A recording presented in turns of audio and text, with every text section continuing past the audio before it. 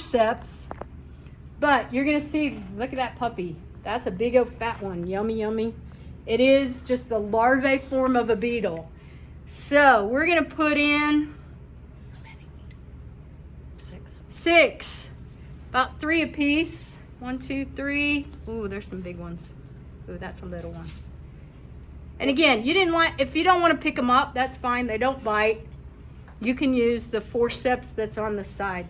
So I got 6 of them in there. These guys need extra nutrients, like calcium, so that their bones don't get resorbed. So you have right here, it's called Resplashy. It's a calcium. Guys, it's not going to be a snowstorm in here. It's barely, just whoop, a little bit. Believe me, that was a little bit too much. I'm going to shake them, bake them. They're all coated with some of that calcium.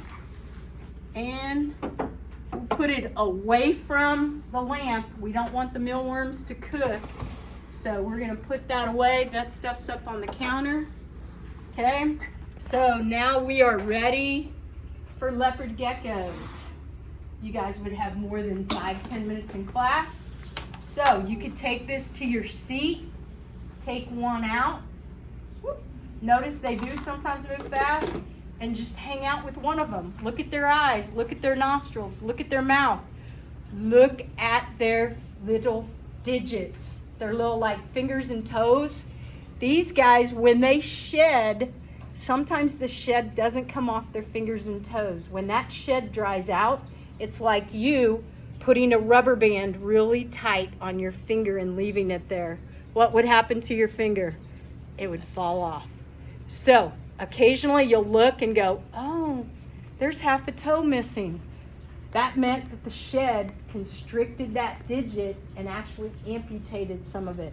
So take a look, kind of get a good view. When you're done with that one, pull out the other one. Again, kind of do a wellness check.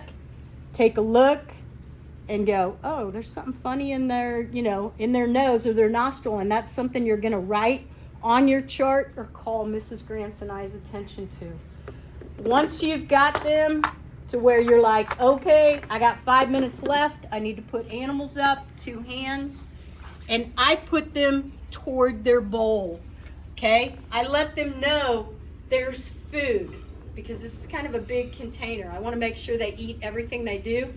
If they don't eat, at least they knew that there was brand new food that was moving, which a lot of times triggers them to eat. So I'm going to face them toward their food. Okay, and then the last thing we're going to do is, like I said, they like to drink by licking things instead of actually going to the water bowl.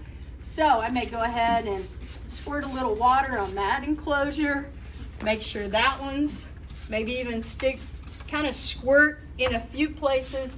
So if they're thirsty, they can go ahead and lick the surface with treated water and get a drink. So they're all set up. They ate if they wanted to. Don't forget the top. And then remember, this is not a lamp. It's basically a heating element. So put it over the humidity box. One little click will turn it back on. They did not poop and pee, so it's easy peasy. You can just go ahead and take the paper towels out and put this back in the back room. You'll fill out a file folder, again, saying everything that you did. How many mealworms did you put in? Did they eat any mealworms when you were watching them? So you try to do as detailed as possible on what's going on with the leopard geckos. Now, if you notice this sink, let's not leave sinks that way. Okay, so make sure you wipe down, and if by chance anything got in the bottom of the sink, wipe that out also, because there was a little bit of dirt in there, a little bit left over from when we cleaned the containers. So everything should be cleaner than what you found it.